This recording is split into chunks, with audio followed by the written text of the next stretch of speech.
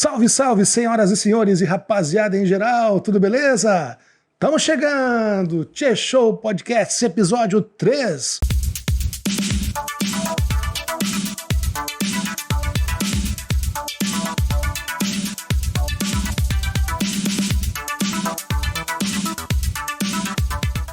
E hoje com um convidado muito especial. O cara é uma fera, mas antes de eu apresentar ele, vamos conversar um pouquinho. Curte o nosso canal, te inscreve, ativa o sininho, compartilha e comenta. Dá uma força aqui pro gordinho. Comigo hoje aqui, é um prazer te receber, meu amigo Rogério Amaral. É uma satisfação enorme te estar aqui, ter a tua pessoa aqui no nosso programa, no Tchê Show, para conversar um pouco sobre a tua história, também conversar um pouco sobre futebol e toda essa mobilização que a gente vê aí no mundo da bola, que cada dia que passa parece que o futebol está encolhendo, né? É muita preparação física, mas seja bem-vindo ao Tchê Show. Muito obrigado, meu querido amigo, já de uma boa data. Não vamos falar longa data, que aí a gente parece muito velho, mas de uma boa data, Titico. Fiquei muito satisfeito, muito alegre realmente, quando fiquei sabendo desse teu projeto, que tu implementaste esse projeto, desse podcast, o Tchê Show. Amigo, eu vou te dizer uma coisa, eu estou mais emocionado do que tu imagina, porque tem uma história que talvez, eu não sei se eu cheguei a falar para ti, sim, mas é a respeito do meu pai. O meu pai era um fã incondicional do teu programa, na época que tinha, acho que era Camisa 2. Camisa 2 na, então, TV Guaíba, né? TV que hoje Guaíba. é TV E Record. depois ele ficou feliz da vida quando virou Camisa 10, porque a qualidade da imagem... Que aí foi para Bandeirantes como Camisa 10. É. Mas antes da gente chegar lá, sim, eu vou te dizer uma coisa. O meu pai, ele faleceu faz alguns anos, mas tu não sabe a emoção que ele tinha, porque ele foi um técnico de futebol de categoria de base, São José, Cruzeiro, enfim, ele sempre se envolveu na questão do futebol. E a minha mãe não gostava, então para ele era uma frustração muito grande não ter o apoio da minha mãe. Então, assim, ó, assistindo o teu programa, né, lá na década de 90, se eu não me engano, né, ele dizia, olha, melhor programa de futebol que tinha de debate esportivo. Ele tinha um sonho de te conhecer, né, mas infelizmente ele, naquela época, não teve como realizar esse sonho, mas hoje eu estou aqui realizando um sonho em homenagem do meu pai. Né? E ele está nos acompanhando, pode ter certeza disso. E eu vou te dizer que eu vou me emocionar tanto. Eu sou um cara extremamente emotivo, muito emotivo. Muitas vezes já fiquei, inclusive nos meus espaços, nos meus programas, falando de um assunto sem conseguir terminar, porque realmente engasgo. E eu tenho também, eu perdi meu pai muito cedo. Tá? Eu perdi meu pai, eu tinha 16 anos. Então já vão lá 51 anos que eu perdi o meu pai. Então tu já pode fazer a conta aí. Né? Tu falaste em 30 anos de jornalismo esportivo, de jornalismo geral. Eu, na realidade, o ano que vem eu estou completando 50 anos. O ano que vem eu completo 50 anos, porque eu comecei muito cedo, eu comecei com 18 anos. Com 18 anos eu comecei na Rádio Farroupilha, que naquela oportunidade não era ainda propriedade da RBS, era sim da rede de diários e emissoras associados, né, do jornalista Assis Chateaubriand. Foi ali que eu comecei a minha carreira, né, em 1970, agora já nem me lembro, tem que fazer a conta, então já faz muito tempo, mas tudo bem. Né? E eu sou muito emotivo por isso, quando eu começo a falar de família, né, falar do meu pai, que, como eu te disse, eu perdi muito cedo, né, em plena adolescência, e isso é uma coisa realmente complicada, que a gente só vai sentir a falta mesmo anos depois, né, quando você precisa né, um ombro amigo, um conselho amigo, né, uma palavra que seja de orientação. Então, eu sei o que é a emoção quando a gente fala dos da gente, né? O meu pai, ele criou um time de futebol no bairro e nos proporcionou, até por ter relação com gente de alguns clubes, né, de participar dos metropolitanos juvenil Sim. e infanto-juvenil. Então, muita gurizada do bairro ali, né, do Sarandi principalmente, eles aproveitaram e jogaram contra Grêmio, Inter, São José, e para muitos ali, eles nunca teriam essa oportunidade. O meu pai fez um trabalho que muitos ele conseguiu tirar das ruas. Vamos falar o nome do pai e o nome do time. João Careca Areza. Né? Mas me diz uma coisa, como é que tu chegou a perceber que teu mundo era o jornalismo esportivo, tu queria ser jornalista? Como é que foi essa chegada até essa profissão? Foi difícil? Eu te diria assim, o meu divisor de águas foi justamente nesse episódio, quando aos meus 16 anos eu perdi o meu pai. Tá? Porque até ali eu tinha, inclusive, jogado nas divisões de base do Internacional. Eu passei um ano, na época era infantil que chamava, e passei depois 2 anos no infanto juvenil. Tá? E coincidiu esse período justamente com o falecimento do meu pai. Aí eu fiquei numa encruzilhada.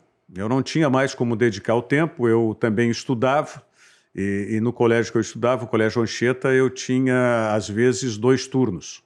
Então não conseguia nem treinar, me dedicar ao futebol, e tive que fazer a opção, e com a morte do meu pai, eu tive que também trabalhar um pouco, não necessariamente para estar ajudando a minha mãe, mas também para, vamos dizer assim, me ajudar. Para ter já a minha independência. E aí eu ainda fiz vestibular para administração de empresas, cursei um período de administração de empresas, mas essa história do futebol ficou muito impregnado em mim, porque, como eu te disse, além das divisões de base do Internacional, eu depois joguei na Várzea de Porto Alegre, joguei por 2 times, né, que talvez tu ou nossa audiência conheça. Eu joguei pelo Pombal primeiro, e depois joguei pelo Vila Federal, 2 times que eu atuei no futebol da Várzea.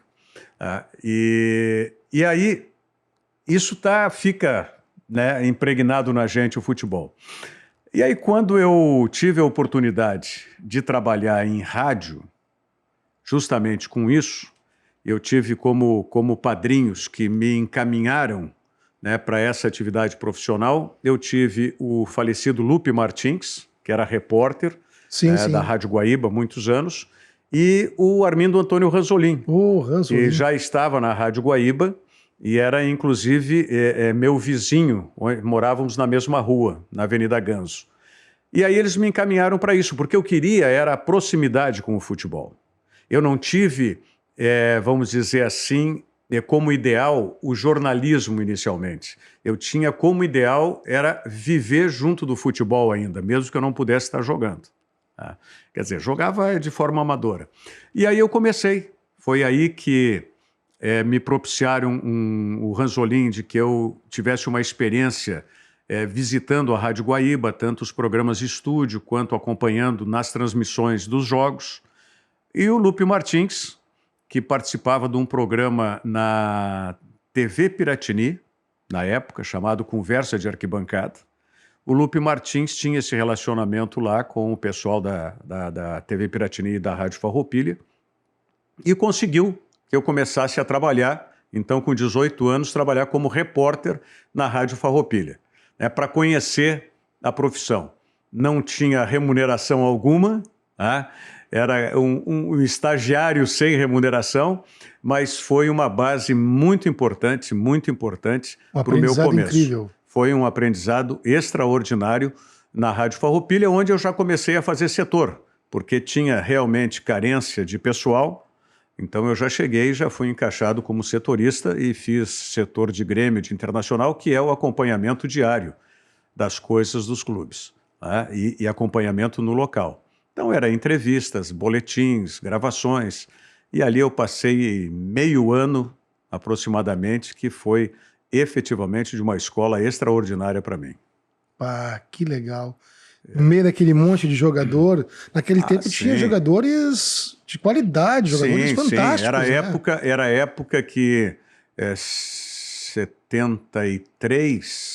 73, estava no Internacional chegando Figueroa, 73, 74, tinha todo aquele timaço que depois o Internacional formou, e eu tive uma vantagem ainda, perto da minha casa moravam o Bibiano Pontes, que era zagueiro, foi zagueiro do Internacional, e o Valdomiro Vaz Franco, ponta direita do Internacional. E a gente se encontrava sempre numa tabacaria que tinha ali perto de casa, e eu terminei travando uma amizade com eles. E aí, quando eu cheguei para trabalhar, eu já tinha o conhecimento com esses jogadores. E aí foi mais fácil o entrosamento. E naquela época, não era o distanciamento que a gente vivencia hoje no futebol. Naquela época, a gente tinha realmente uma proximidade com os jogadores. Você conversava com os jogadores quando eles chegavam para o treinamento. Você tinha acesso à beira do gramado durante os treinamentos. Você falava com os jogadores, gravava, inclusive, individualmente com os jogadores após o treinamento. Quer dizer, não havia essas restrições que hoje o futebol nos impõe. E atrapalha bastante a profissão, né? É complicado, é bastante complicado. Por quê? O futebol se tornou, na realidade, hoje, muito mais do que um esporte e um grande business, né? Um grande negócio. Sim. E como tal, né, dentro das negociações, dentro das características de negócio, existem as restrições, existem os segredos, e não existe um relacionamento, eu diria assim, um relacionamento mais puro. Sim. Eu até achava que hoje as coisas estivessem até mais fáceis do que antigamente. Elas são mais fáceis, talvez, em termos de informações oficiais. Por quê? Porque naquela época, para você obter alguma informação, tinha que ou falar pessoalmente, passar muito tempo aguardando, ou então se debruçar sobre um telefone para ir buscar informações. Sim. Hoje não. Hoje você abre a internet e todas as informações que você precisar a respeito de um jogador, você tem ali. Anteriormente, não. Como é que eu vou saber a vida profissional de um jogador que estava chegando? Só se eu vou pesquisar com colegas de outros estados ou espero o jogador chegar e pergunto a ficha dele. Sim. Hoje não. Hoje você abre a internet e tem, né, sei lá quantos sites que te trazem todas as informações. Então, nesse aspecto, facilita. Agora, por outro lado, para você desenvolver uma relação interpessoal, até para buscar fontes de informação dos clubes, fontes não oficiais, extraoficiais, mas que vão te dar o direcionamento de negócios, tal, das informações, é mais difícil. Mais difícil. É mais difícil. Você tinha antes a proximidade, que hoje não tem.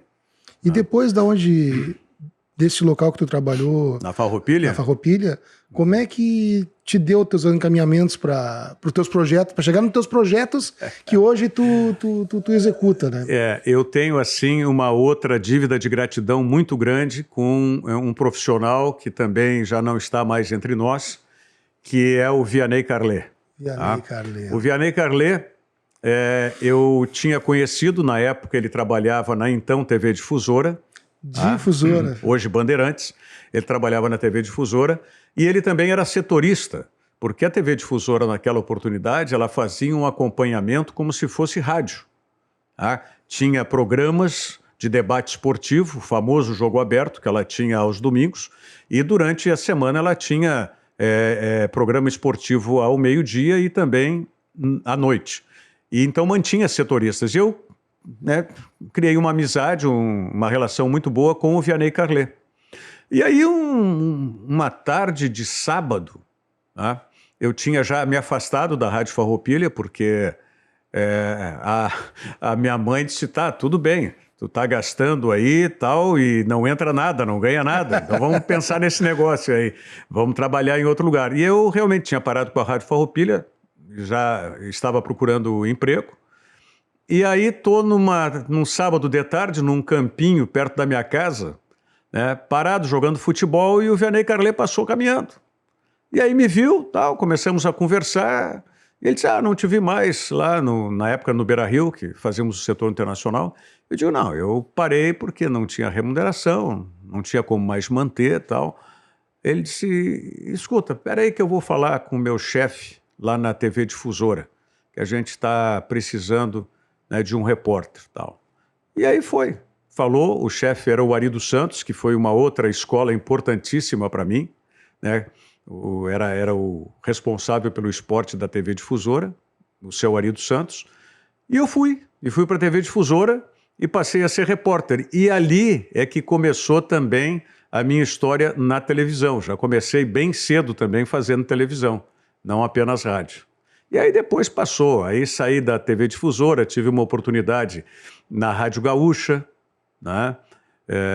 76, 77, eu fiz a Rádio Gaúcha. 75, quando o Internacional foi campeão brasileiro pela primeira vez, eu ainda estava na TV Difusora.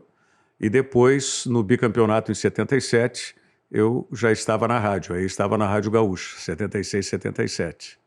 E aí depois seguiu, 78 inaugurou TV Guaíba, fui para TV Guaíba, né? Quando o Internacional conquistou aquele tricampeonato brasileiro em 79, eu fiz toda a cobertura como repórter pela TV Guaíba. Tá? E aí depois foi se seguindo, aí foi RBS de novo, ou RBS, né, como TV pela primeira vez, depois tive passagem pela Bandeirantes também, aí foi a carreira. E como toda. foi essa oportunidade que tu teve de chegar com o Camisa 2, o Camisa 2 eu acho que era o nome do programa, né? Que, pelo menos eu não me lembro, eu era menino, eu não vi um outro programa de debate esportivo na televisão. O que aconteceu foi o seguinte, naquela oportunidade, a TV Guaíba já tinha sido, quando eu fui para fazer o Camisa 2, ela já não era mais da família Caldas. Uhum. Quando eu trabalhei na Guaíba em 79, ela ainda fazia parte do grupo, né? Como continuou fazendo parte, mas era ainda da propriedade do senhor Breno Caldas, da família Caldas. Depois, quando eu voltei nessa oportunidade, ela já tinha sido negociada, vendida para a família Ribeiro, do Renato Ribeiro, e eles estavam adotando um sistema de locação de espaços. Tá? E quem tinha já feito essa locação inicialmente tinha sido o João Bosco Vaz. O Bosco tinha um programa esportivo aos sábados, ele tinha se afastado já da RBS, tinha deixado a RBS e colocou o programa dele uma vez por semana. E aí eu comecei a pensar naquilo que tinha de experiência anterior da antiga TV Difusora, de ter um programa de informação e debate sobre o esporte todos os dias. E aí resolvi também, né, sair da RBS. Eu tinha, na RBS, naquela oportunidade... É corajoso, né? Sair da máquina do que tinha no estado naquele dia. A coragem, talvez, ela venha sempre... com algum empurrão, né? Sim. E eu tive uma motivação, porque o que aconteceu? Eu havia sido convidado naquela oportunidade para trabalhar na Rede Globo. Eu já narrava futebol aqui na RBS e a Globo me convidou. Quando a Globo me convidou, o então diretor, não sei se era diretor, chefe de jornalismo, como é que chamava, aqui da RBS, o Roberto Appel, ele estava mudando um pouco o jornalismo. Ele estava colocando os anchormen e os newsmen. Os anchormen eram os apresentadores e os newsmen eram os repórteres. Praticamente continuava tudo do mesmo jeito, salário igual, tudo igual, né? O que mudava, além da nomenclatura, era o seguinte, é que os repórteres passavam a editar suas matérias e os apresentadores também tinham a responsabilidade de editar as matérias. Então, nós passávamos, além de apresentador, ser editores. E naquela oportunidade, eu me lembro como se fosse hoje, eu fui ao Rio de Janeiro conversar com a Globo numa segunda-feira. E naquela segunda-feira é que estava sendo implementado aqui esse novo modelo de jornalismo. E na oportunidade, ele estava tirando da reportagem esportiva, tá, uma menina, tá, que queria colocar no Bom Dia Rio Grande. E ele precisava também que tivesse um apresentador mais calejado para dar o suporte para essa jovem. Tá? E aí ele pediu, então, que eu fizesse o Bom Dia Rio Grande e a parte de notícias do Jornal do Almoço junto com essa jovem. Eu concordei com uma condição. Quando o Celestino Valenzuela se aposentasse, eu ganharia a titularidade do esporte, porque até então eu apresentava o esporte junto com o Celestino. Então concordei com essa mudança, com essa condição. Ele pediu que eu não me transferisse em definitivo para a Globo naquele momento.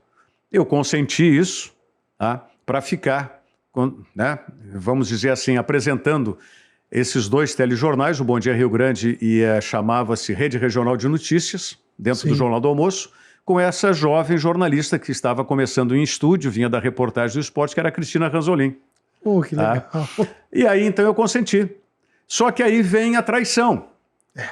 Aí vem a traição. Eu estou na Rede Globo, viajando todo final de semana para narrar pela rede, e o Celestino se aposenta.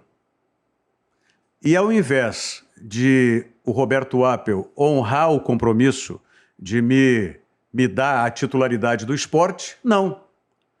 Trouxeram do interior do estado de Santa Cruz do Sul um jovem, né, e deram a titularidade do esporte para ele, que era o Paulo Brito.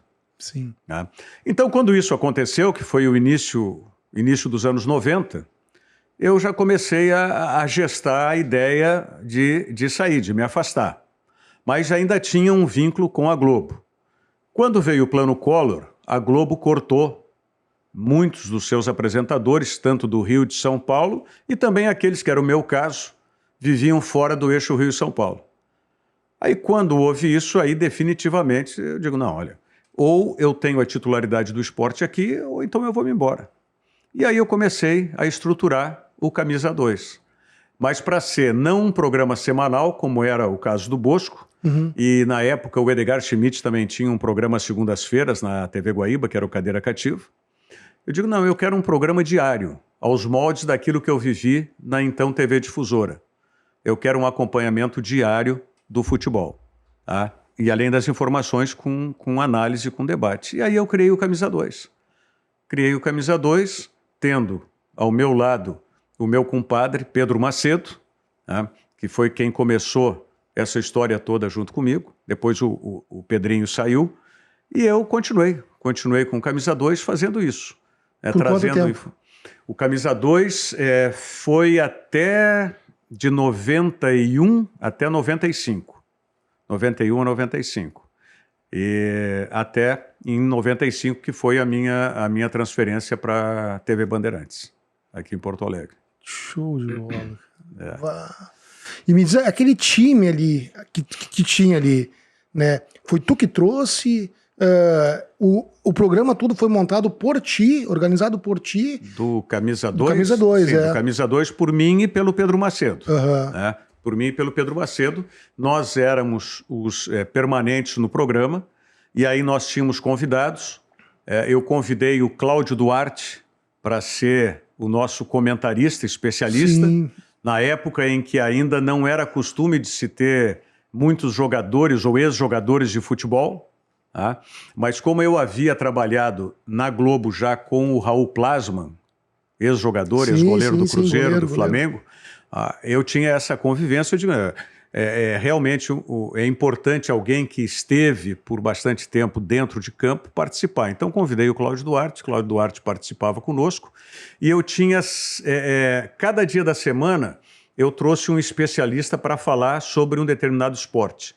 Então, eu tinha, um dia da semana, falava o Rogério Delagnese, o Pulga, falava sobre basquete.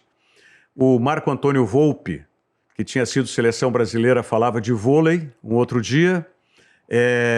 A Cristina Rosito falava de automobilismo. Tá? Qual era o outro esporte? A Niege Dias, nossa campeã de tênis, falava sobre tênis.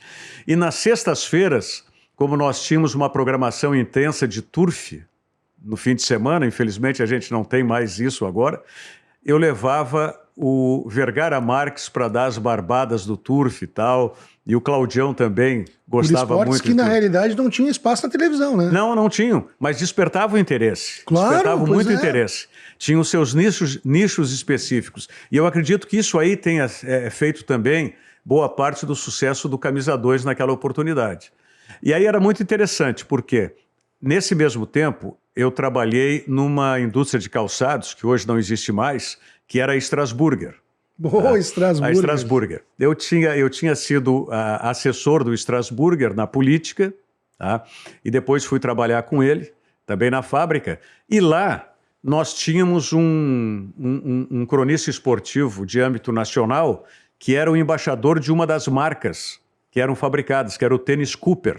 O Tênis Cooper tinha como embaixador da marca o Luciano do Vale.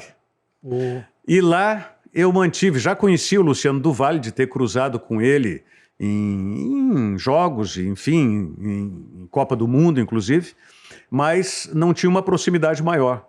E ali nós criamos uma proximidade, um relacionamento, onde ele viabilizou a minha ida para a TV Bandeirantes, fazendo com que eu arrendasse o esporte da TV Bandeirantes aqui no Rio Grande do Sul. Então foi quando eu saí, em 95, depois do Grêmio ter conquistado a Libertadores da América em 95, eu deixei a TV Guaíba, né, deixei o Camisa 2, fui para a TV Bandeirantes e aí fiz o Camisa 10 na TV Bandeirantes. Né? Mas ali o cenário de participação na bancada era maior, né? Na Bandeirantes? Na Bandeirantes, era tu e mais 4 ou 5. Não, sim, aí tinha o Ribeiro Neto, já estava comigo, sim, desde a Guaíba, né, foi para lá, né, o Antônio Augusto, também, saudoso Antônio Augusto, estatístico. Também estatístico, estava comigo também lá no Camisa 2, foi comigo para a TV Bandeirantes, então nós tínhamos ali uma equipe. E depois eu tinha... Nossa, uma equipe fantástica. Agreguei ainda, que já estava na Rádio Bandeirantes, agreguei o Leonardo Meneghetti, né, que hoje é o diretor-geral da Bandeirantes no Rio Grande do Sul. Então nós tínhamos um time ali que era muito interessante. Muito bom, olha, muito legal, cara. O Camisa 10, eu e meu primo, nós tínhamos, acho que 17, 18 anos. Aquele horário do meio-dia, 1h ali, 1 e pouca, era sagrado. A gente chegava do colégio e ia assistir, porque o meu primo acabou sendo jogador profissional, né? Sim. Né, Cristiano, claro que ele não teve a ascensão no esporte, jogou na 2ª divisão do Campeonato Gaúcho aqui, e hoje joga futebol lá em Santa Catarina. Goleiro Cris, do São José lá. Do São José de Palhoça? Eu não sei se é de Palhoça ali, mas é daquela região, ele é personal trainer lá em Santa Catarina. Sim. E hoje ele disputa o futebol 7. Perto da entrada da ilha ali, não? Perto da entrada da ilha, deve ser. E ele disputa ou São José ou Palhoça ali. Eu não sei exatamente... Havaí, eu acho que o Havaí... Não, o Havaí eu não sei qual é o time que ele tá jogando. O Havaí é um dos grandes, inclusive está na 1ª divisão do futebol brasileiro agora. Ele tá jogando futebol 7 com esse pessoal aí de grande. Já tá veterano também, tá nas casinhas dos 40, mas continua jogando uma bolinha, né? 40 para mim é uma gurizada. Aproveitar a oportunidade que eu quero aqui divulgar os nossos parceiros comerciais aqui, né? O Tchê Show. O Tchê Show, né? Muito legal, muito legal. Poderia ser Titico Show, né? Mas tá aí, nosso parceiro, DJ Adão Meirelles, que tem a Adão Alto Som, ali na Assis Brasil 4711. Você que precisa colocar um som no seu carro, fazer a manutenção do vidro elétrico, colocar um alarme anti-furto, chama no WhatsApp o Adão e tenho certeza que ele vai te atender com toda a competência que ele tem na área do som automotivo. Supermercados Tunas. Vocês querem fazer o rancho de vocês, seja as compras diárias, semanais ou até aquele rancho mensal? Precinho bom nos bairros Sarandi, na Zona Norte, é no Supermercado Tunas. Acompanha nas redes o Supermercado Tunas. E aqui, nosso amigo Elisandro e a Marcinha estão com uma cafeteria chamada Café com Punk, que fica ali na Riachuelo 966. Riachuelo, tô sem óculos aqui, acabei tirando Riachuelo 966. 996. É uma cafeteria... 966. 966, Riachuelo 966. Café com Punk. É um café, amigo Rogério, que ele tem aquela questão dos vínculos das plantas alimentícias não convencionais. Sim. Claro que tem a questão toda do café tradicional, mas tem coisas fantásticas ali que eu nunca tinha experimentado, né? É o café com punk ali. E aí, ó, você que mora em Canoas e região, o melhor X de Canoas é no Quiosque do Paulo. Acompanha as promoções e as delícias nas redes sociais. Quiosque do Paulo. Não esquece, lá em Canoas, na Avenida Rio Branco, na Rio Grande do Sul, aliás, né? Na Rio Grande do Sul, ali no bairro Matias Velho. Que beleza. E vocês, né, que querem fazer o podcast de vocês, não esqueçam, o melhor local com som e imagem é aqui com a gente. Pode ter certeza do que eu estou falando. Vem ser meu parceiro aqui na Soul Produções, e eu tenho certeza que vocês não vão se arrepender. É isso aí, dando continuidade, né? Mas agora, Rogério, me conta aí como é que foi essa transformação posterior do Camisa 10, né? Mas antes eu quero te fazer uma pergunta. Sim. Tu teve várias passagens aí em Copas do Mundo. O que te marcou demais no jornalismo esportivo nesse período que tu tivesses de Copas do Mundo, Copa América, enfim, tu passou por muitas coisas ao longo da tua vida. Deve ter alguma coisa que te marcou bastante. Várias, né? Vários momentos me marcaram. Eu fiz a cobertura de 3 Copas do Mundo e de 3 maneiras diferentes. 94, quando eu fiz a cobertura da Copa do Mundo nos Estados Unidos, eu fiz de maneira absolutamente independente, que era a época em que eu arrendava o espaço do meu programa, o Camisa 2, na TV Guaíba. Eu contratei um cinegrafista que foi junto comigo, montei toda uma estrutura para mandar as fitas para cá, através de uma empresa, a DHL no caso. Então eu não tinha como fazer uma cobertura do factual da Copa, porque eu ia sempre aparecer com delay. Então eu trabalhei mais o border, o que ficava no entorno da Copa do Mundo, não o dia a dia das notícias, das informações, né? Então mostrei locais onde o Brasil ia jogar, fazia mais ou menos nesse sentido, trazendo uma experiência que eu havia passado na TV Educativa, quando eu fui o coordenador da equipe de esportes da TV Educativa.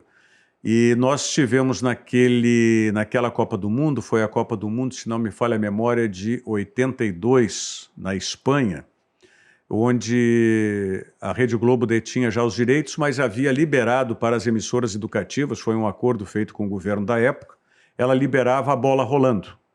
Ou seja, liberava 1 minuto ou 30 segundos antes do apito inicial do árbitro. Então o que tinha que se fazer?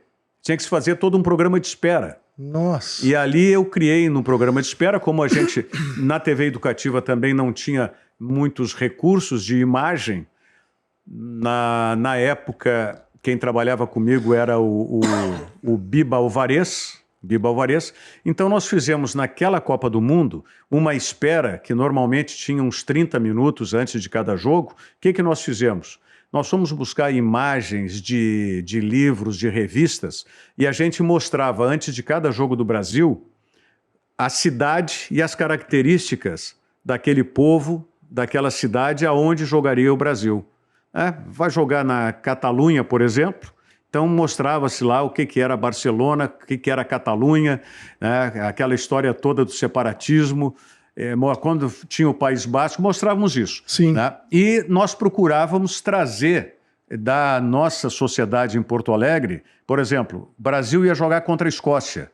Então nós procurávamos aqui o consulado ou o escritório da Escócia, algum escocês que morasse aqui. Então a gente fez um trabalho, até pela conotação de TV educativa, que a espera do jogo era trazendo muita informação sobre o local a cidade onde jogaria a seleção brasileira, e trazendo alguém do país que seria o adversário da seleção brasileira. Então, em cima disso, dessa experiência, é que eu fiz a minha cobertura da Copa de 94. E nessa Copa teve um momento muito marcante para mim. eu tinha durante o jogo, acho que foi a segunda partida do Brasil, se não me falha a memória, o Brasil jogava no campus da Universidade de Stanford, na Califórnia, né, no Vale do Silício. E aí, durante o jogo lá, eu vi, na parte de imprensa, o Rod Stewart circulando por ali. Rod Stewart? Rod Stewart. Tá, tudo bem. Né? Aí, depois do jogo, terminado o jogo, né, nós estamos saindo do campus lá da universidade, aquela fila de carros e tal. O meu cinegrafista, o Zé Roberto Grassi, aliás, Zé Roberto terminou ficando nos Estados Unidos, mora até hoje nos Estados Unidos, casou nos Estados Unidos, o Zé Roberto. Ficou por lá. Ficou por lá. O Zé Roberto tá, eu estou dirigindo o carro ali naquele congestionamento, e o Zé Roberto já está meio dormindo. Tá? E aí eu olho para um campinho. Você está dentro de um campus, então tem vários gramados. Aí eu olho um ônibus parado e uma turma jogando uma pelada, como se nós parássemos num campinho de esquina aqui, botasse os chinelos para marcar a goleirinha. Aí eu olhei aquela turma, achei interessante, porque 94 nos Estados Unidos, com exceção daquele período do Cosmos, que foi o Pelé para lá e o futebol não pegou, não existia isso. Não existia. Eu achei estranho aquilo e comecei a olhar, apurei o olho, quem é que estava jogando? O Rod Stewart e a trupe dele estavam fazendo uma peladinha de futebol depois do jogo do Brasil. Cara. Aí não tive dúvida, né? Cutuquei o Zé Roberto, digo, acorda, pega a câmera aí, já saí da fila, fui lá e aí, né, gravei um pouco do Rod Stewart jogando futebol, tá? E gravei uma entrevista com ele, evidentemente, depois. E me lembro claramente, eu perguntei para ele, acho que foi a última pergunta da entrevista, né? Eu perguntei, what do you prefer, to sing or to play soccer? E aí ele olhou para mim e disse, don't say soccer, say football. Que legal. Porque ele é um escocês. Sim. E o soccer é o apelido, vamos dizer, do futebol nos Estados Unidos. Mas ele olhou e disse para mim assim, don't say soccer, não diga soccer, diga futebol, diga futebol. Que legal. Muito legal. Então esse foi um episódio que me marcou muito nessa... E ele aceitou na boa, assim, chegando assim? Na boa, né? Sem nenhum problema, né? Gravamos tal, inclusive me deu a bola que eles estavam jogando, ele me deu de presente. E eu fiquei, aí vem aquela história, né, do fã e do profissional. Eu estava tão focado na matéria que eu estava fazendo, estava tão entusiasmado de ter entrevistado o Rod Stewart fora da atividade normal dele, de cantor, que de ele jogar, sabe? Fiquei tão entusiasmado com isso que eu simplesmente me esqueci. Imagina se eu tivesse naquela bola da Copa do Mundo pedido o autógrafo dele. Exatamente. Sabe? O que não valeria essa bola hoje. Exatamente. Tá? Mas eu não estava focado nisso, eu estava focado no trabalho, na matéria que eu estava fazendo. Pois é, e já que tu tocou na questão do Rod Stewart, vinculado com a música, eu vi uma reportagem tua no dia do falecimento do Paulinho do Roupa Nova. Cara, eu vou te dizer uma coisa assim, ó. Eu sou fã, não digo número 1, porque deve ter muitos que se dizem fãs número 1 do Roupa Nova, mas eu canto de cor todas as músicas do Roupa Nova. E eu me emocionei quando tu pegou e fez uma homenagem pro Paulinho ali. Eu nunca imaginei que tu tinha alguma relação com o próprio Paulinho do Roupa Nova. Mas tu falou ali na questão dos encontros de vocês, do vinho, aquilo ali me emocionou muito, cara. Eu queria que tu contasse um pouco, já que a gente entrou nesse gancho da música, do Rod Stewart. Vou contar, mas tu falar de um irmão que se foi e tão prematuramente como Paulinho, só tomar um golezinho. Fica à vontade, meu amigo. É a mesma emoção que eu tenho a respeito do meu pai quando ele disse que era teu fã. Então, hoje ele está aqui do meu lado e eu acredito que o Paulinho também esteja do teu lado aí. Tchê, Titico, vou te dizer assim, ó. A minha relação com Roupa Nova foi... Sempre conheci, sempre cantei, né? O Whisky a Gogô, que era um hino praticamente show de rock and roll também, da nossa adolescência, da minha adolescência, não da tua. Né? Então, coisas assim, sempre muito próximo. Mas a minha mulher, com quem eu estou casado já agora há 8 anos, ela era muito ligada, tipo um fã-clube do Roupa Nova. Tá? E aí eu comecei a conviver mais proximamente com Roupa Nova. Então, vários amigos, o Nando, que é o baixista, né, o Fegali, que é o tecladista. Kiko. Todos eles são, né, excepcionais. O Kiko, que é o guitarrista, que é com quem a minha mulher falava mais, porque a minha mulher também não é guitarrista, mas tocou e estudou guitarra, gosta disso. E eu terminei criando uma afinidade. Aquelas coisas que tu não explica, é coisa de alma. Eu terminei criando uma afinidade muito grande com o Paulinho. Muito grande com o Paulinho. A gente gostava do mesmo uísque, né?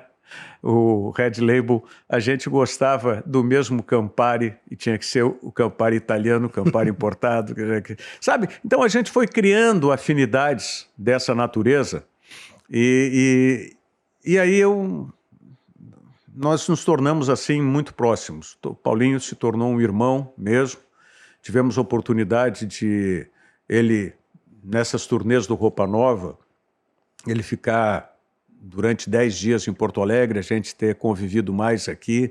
Em outra oportunidade, quando foi o aniversário dele também, nós ficamos mais tempo no Rio de Janeiro.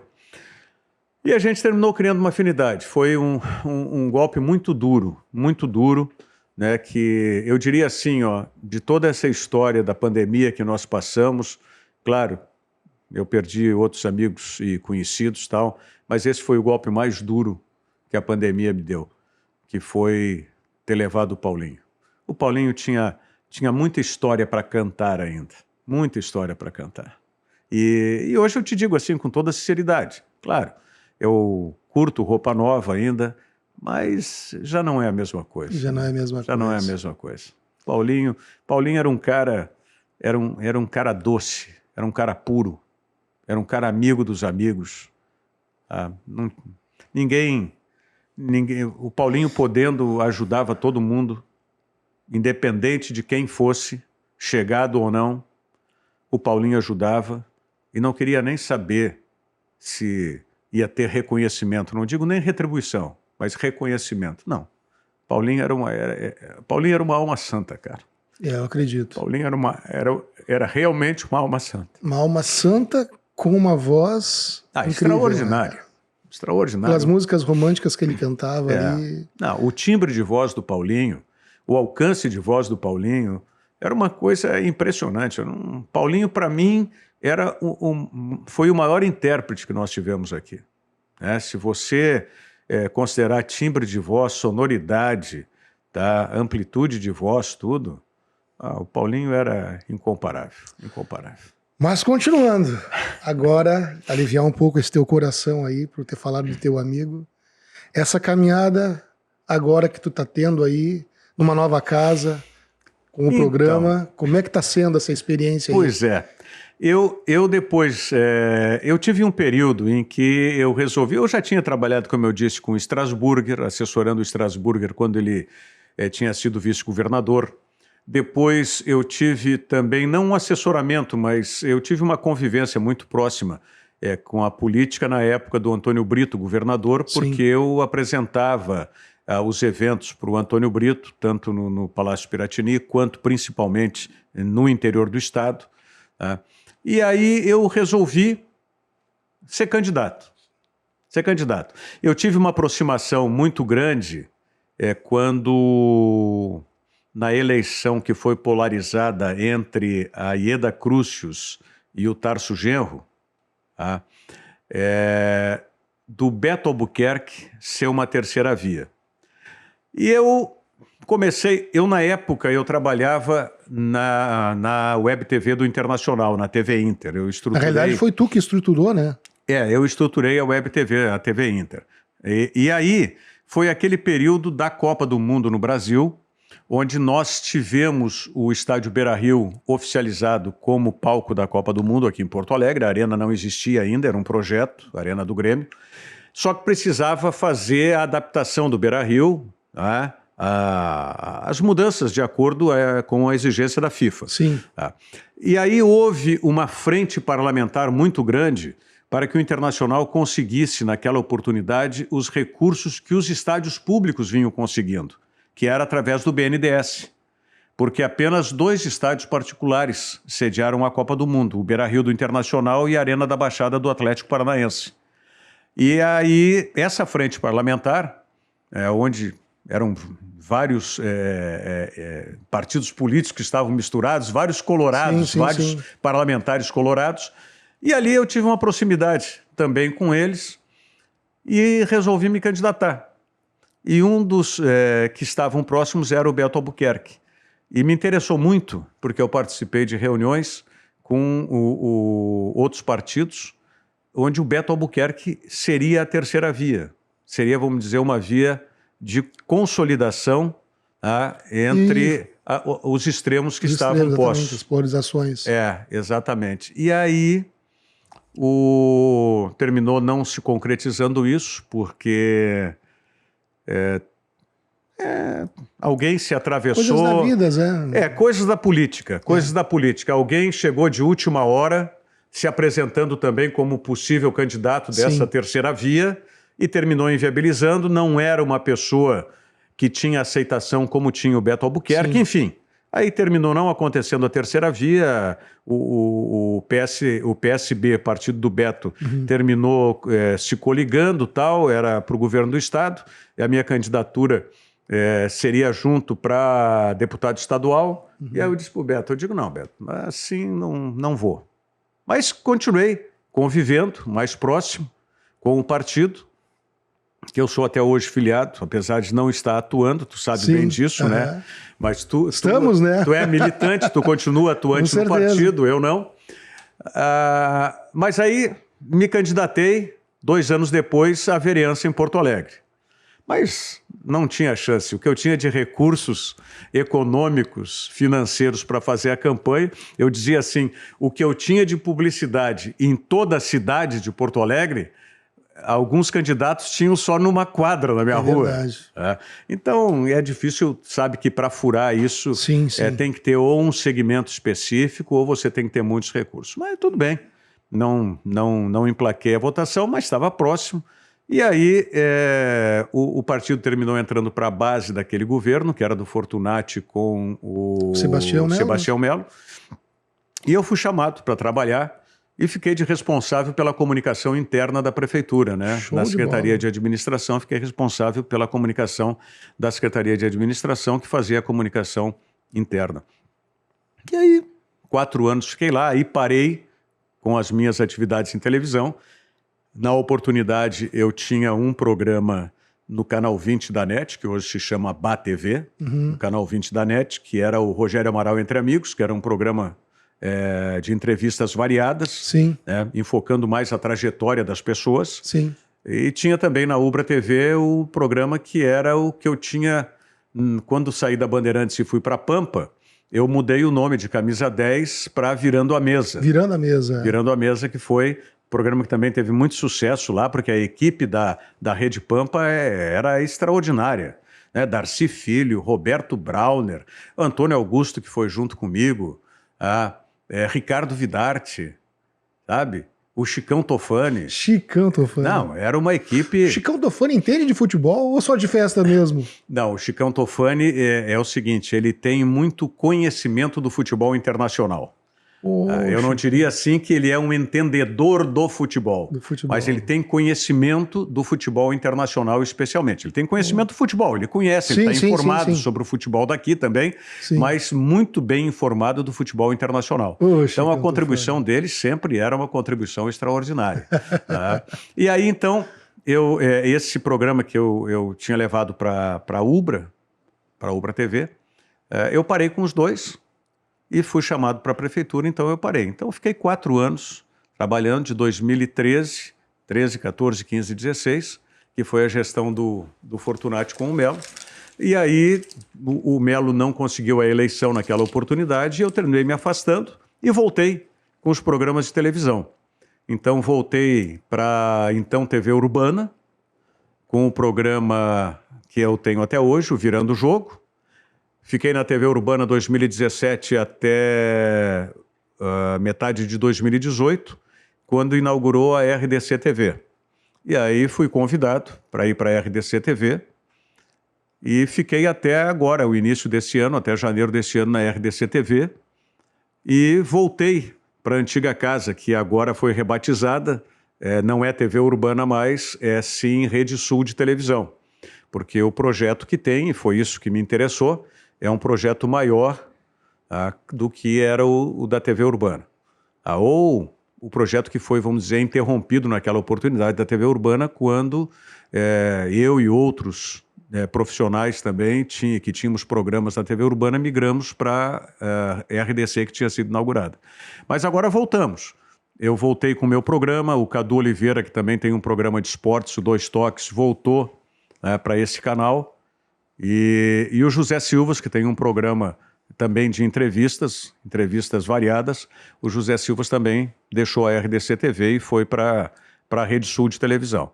Então a gente está nessa frente agora, né? Desde o mês de fevereiro, que começamos lá, e a gente está, eu pelo menos estou muito otimista, muito empolgado, porque eu vejo dentro desse projeto que a gente pode ter um crescimento muito grande da Rede Sul de televisão. Mas esse trabalho que vocês ali executam, ele é um projeto, digamos assim, da Rede Sul mesmo, ou é um projeto mais tipo teu É um projeto em conjunto da Rede Sul conosco. Que legal. Comigo, com o José Silvas, que eu diria que é o capitão desse projeto, e com o Cadu Oliveira. Tá, no canal aberto, qual é O canal aberto é 55.1. Essa é a grande vantagem que a gente tem com a Rede Sul de televisão, uma antiga TV Urbana. Sim. É ter um canal aberto. Então, um canal aberto que hoje tem um transmissor, que nós estamos também já gestionando a mudança para um transmissor mais potente. Hoje nós estamos no canal 11 da NET e também gestionando para passar para os canais HD, a partir do 500 na NET. Então, toda essa gestão está sendo feita aí e eu acredito que a gente, em breve, possa ter ótimas novidades. Já né? Mas vai ser ainda mais sucesso, com certeza. Porque... E agregando parcerias.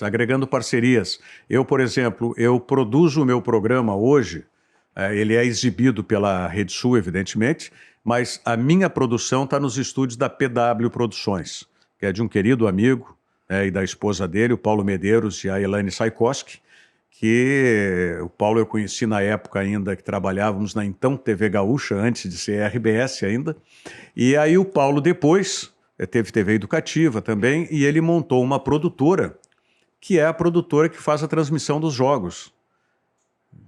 Os jogos, por exemplo, Internacional e Guarenha, pela Sul-Americana. Quem faz a geração e manda para todos os países, gera para a Comebol, é a produtora dele. Que legal! A produtora dele é, junto com vamos dizer, a produtora RBS, quem faz a geração de todos os jogos aqui. Show de bola! Então ele tem, na Zona Sul de Porto Alegre, ele tem lá os estúdios montados, onde ele faz também Liga de Futsal Gaúcha, Liga de Futsal Brasileira, outros eventos esportivos, tem outros programas também, é produzido lá. Então, esse é um parceiro que a gente está elaborando uma maneira de ter uma parceria junto da Rede Sul de televisão também. Show de bola. Olha, assim, eu vejo que é assim que a gente consegue ir desenvolvendo as coisas e fazendo frente, de repente, não só a monopólios, mas grandes empresas de comunicação que já estão estabelecidas e estabilizadas há muito tempo. Sim. Que é justamente formando parcerias.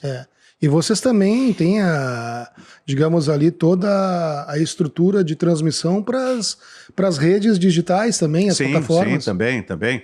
Porque tanto a Rede Sul, a gente utiliza as plataformas digitais, Facebook, YouTube, como a própria PW tem um canal de YouTube onde veicula nesse canal as produções esportivas. Por exemplo, nós tivemos recentemente em Gramado a Copa que foi a abertura da temporada do futsal, que foi a Copa Gramado de Futsal, reunindo times importantes, a CBF de Carlos Barbosa, mais outros de São Paulo, Santa Catarina, times que disputam a Liga Nacional, fizeram essa Copa de abertura.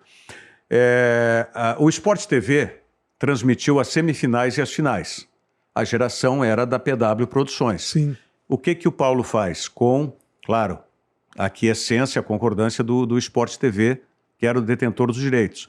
Toda a fase classificatória foi transmitida pelo canal de YouTube da PW, que é Esportes ao Vivo, a EAV TV, Esportes ao Vivo TV, certo?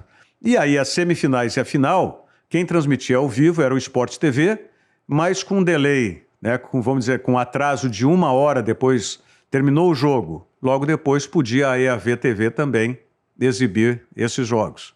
Mesma coisa aconteceu com a Taça Farroupilha de futsal, que foi disputada em Esteio, tá? Depois dessa de Gramado, onde a PW era a produtora que gerava as imagens. Na época, na oportunidade, foi em nível estadual, a TV Educativa transmitiu a final. Mas toda a fase classificatória e semifinais foram transmitidas pela EAV TV, nesse canal de YouTube que é da PW Produções. Então essas parcerias, imagina, ele transmite isso num canal de YouTube, se daqui a pouco ele está junto conosco num canal aberto podendo transmitir isso, isso potencializa. Potencializa e muito. E coloca mais elementos interessantes na grade de programação. Não, e já tem um programa ali, vocês falam de futebol, cara, que olha, que é gostoso de assistir, cara. O meu programa, por exemplo, Virando o Jogo, ele é transmitido pela Rede Sul de televisão, canal aberto 55.1, no canal 11 da NET, e também pelas plataformas digitais da Rede Sul e transmitido também nesse canal de YouTube da EAV TV. Quer dizer, já tem uma parceria. É uma parceria que a gente pretende incrementar ainda mais. Com certeza, e vai ser um sucesso ainda mais do que já é, meu amigo. Eu só tenho que te agradecer por participar do nosso programa aqui. Olha, é uma alegria, uma felicidade imensa te receber e poder honrar esse carinho que meu pai tinha pela tua pessoa como profissional, né? Que ele era taxista na ocasião e todo dia, ao meio-dia, ele chegava para almoçar do pontinho dele e a minha mãe brigava com ele porque a minha mãe odiava futebol. Né? E ele acabava indo ver no meu quarto o programa de vocês, que era uma televisãozinha preta e branca, com uma anteninha de coisa, que a qualidade ainda era melhor do que a televisão de tubo que nós tínhamos colorida na sala. Né?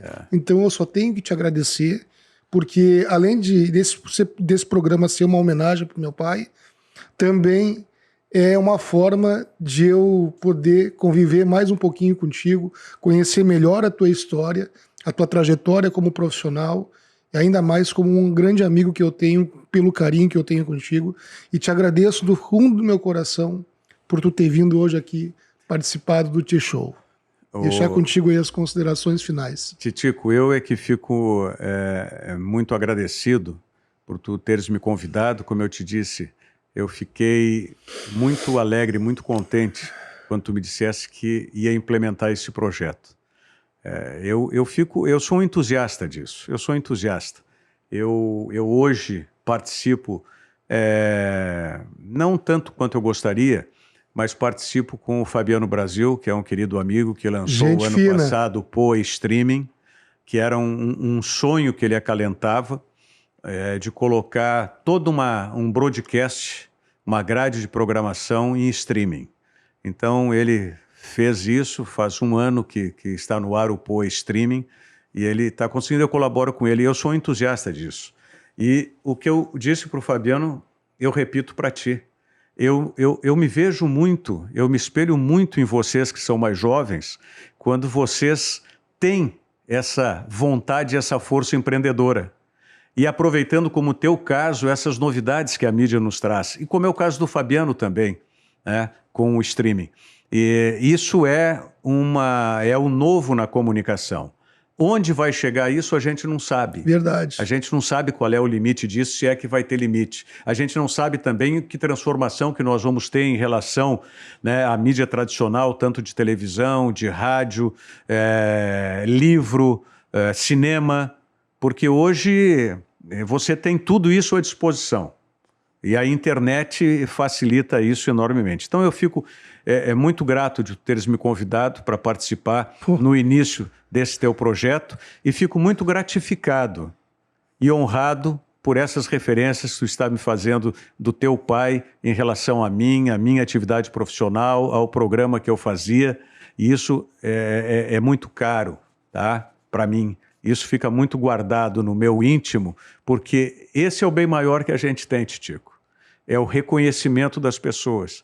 Não é sucesso, de programa, muito menos questão de faturamento. Todas essas questões são importantes, é verdade, porque senão a gente não sobrevive, mas o que gratifica, o que cala profundamente na gente é esse reconhecimento, é ouvir de ti dizer isso que tu está dizendo a respeito do teu pai. Teu pai todos os dias parava, né? Fugia da tua mãe que não queria o futebol e ia assistir no teu quarto. Isso realmente não tem preço e te agradeço muito pelo convite e por ter me narrado essa história. Obrigado, meu irmão. Obrigado, de coração mesmo. É isso aí, gente. A gente está meio emocionado aqui, mas te agradecemos profundamente por ter participado do nosso programa, Tchê Show. E para você que está nos assistindo, ajuda o gordinho aqui. Inscreve no canal, isso aí. Ativa o sininho, curte, compartilha e vamos juntos para a família do Tchê Show. Beijo no coração de vocês. Maravilha.